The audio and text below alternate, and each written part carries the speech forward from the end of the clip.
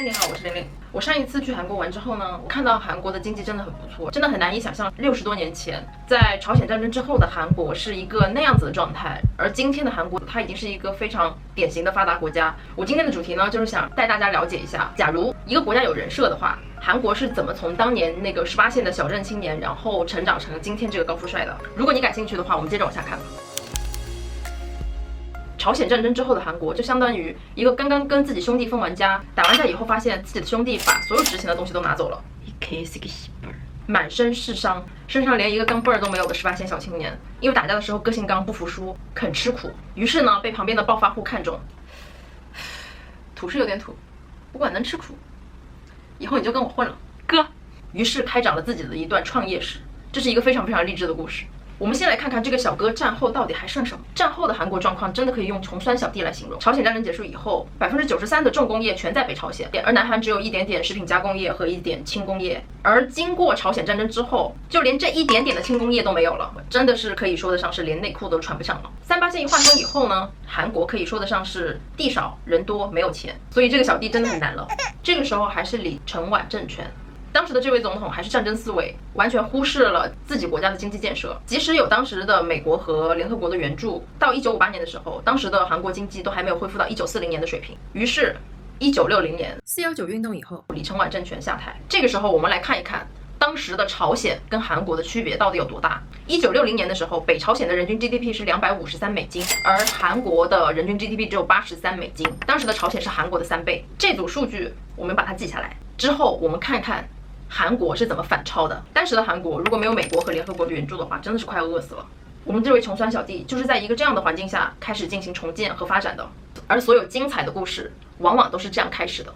我接下来要说的这位大哥呢，叫做朴正熙，他也就是那个被视为创造汉江奇迹的男人。1961年，朴正熙通过军事政变上台，在他统治韩国的18年之内，在这整个过程当中，虽然是独裁，但是他做的很多重要的决定，直接为韩国后来的发展打下了坚定的基础。从1962年开始，他连续实施了6个5年经济开发计划。而当时韩国面临一个问题，首先是没有任何工业基础，第二就是没有外汇，没有外汇，他们就没有办法去购买重工业的设备和物资。当时可以说得上是举全国之力去大力的出口去赚外汇。战争后，韩国怎么样赚到第一桶金呢？第一件事情必须讲到越南战争，必须提到大哥的另外一个小弟叫日本。老弟，过来，给你介绍个人。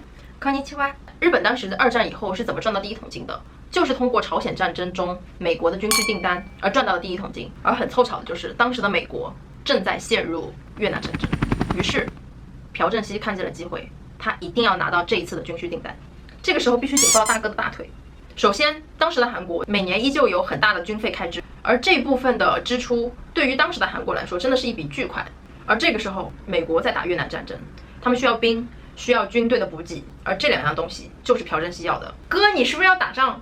我陪你打。我刚刚跟英国通话，他们不让我打，就你懂事。既然你这么懂事的话，军需订单全都是你的。反正大哥有钱，既然你出兵，那你的军费我就出了。于是小弟不单单跟大哥打架，还做了包工头。1965年，很多韩国的大企业纷纷跟当时的美军签订协议，承包了机场、营房、交通、港口这些项目。谢谢哥。不仅赚取了大量的外汇，有钱了。在与外企的合作当中呢，他们又学习到了很多先进的技术以及一些企业的管理的方式。而那个著名的集团现代集团，就是从当时的越南市场上崛起的。给你们一组数据，整个韩国因为越南战争而获得的收入大概是50亿美金，所以这个大哥给的大单真的很大。감사합니다。这31万的军人为韩国换来了难得的历史机遇。既然小弟出了力，大哥一定优待你。而在韩国参战期间，美国是无偿给韩国大概是12亿美金的无偿援助资金。就是从这第一桶金之后，韩国正式走向了正常的发展阶段。而第二件事呢，就是与日本建交。从那以后开始，日本的资金和技术都可以进入到韩国。第3点呢，就是加强了教育的投入。在1945年的时候的韩国，12岁以上的识字率大概是不到20%，真的是一看过去全是文盲，即使自己没有钱，贷款也要学。而发展重工业又需要很多技术型人才，也就是俗称的蓝领阶层。韩国政府不惜借贷，也成立了很多职业技术学校。韩国靠这些速成型的技术学校培养了大概200万左右的技术工人，这些工人都成为了将来造船业以及重工业的支柱型人才。第1个和第2个5年计划的时候，韩国还是主要以轻工业为主。之后的第3个和第4个的5年计划呢，韩国打算从轻工业转型为重工业。这个过程其实没那么容易，因为当时的大企业其实都不太愿意去做重工业。首先，因为重工业需要资金是非常大的，不能快速赚到钱的产业，所以当时的朴正熙就是所有的大企业不听话的全都抓过来关禁闭，关到你愿意为止。不同意企业去炒房、炒金融，他就是把他们强制性的拉过来发展重工业。讲到朴正熙呢，必须讲到18年的独裁确实也有很多问题，比方说严格控制外汇啦，还有比如说实行高强度的贸易保护主义，比如说为了独裁，他扫清了对手，解散了国会，并且修改了宪法，也就是说解除了总统只能最多连任1任的限制。如果不是被枪杀的话，可能他的执政时间会更长。还有一个就是强制性的让大企业去发展重工业，铁腕政权大哥逼迫这群韩国的大企业家们去完成韩国的重工业奠基。当然好处就是呢，当这些大企业家去做重工业的时候，国家会给他一定的减税支持。通过这6个5年计划，从当时只有轻工业，后面发展到了钢铁、造船、化工等重工业都有。1979年，朴正熙被刺杀，属于他的独裁时期完全过去了。这个时候，韩国已经有了像样的重工业，在这段时间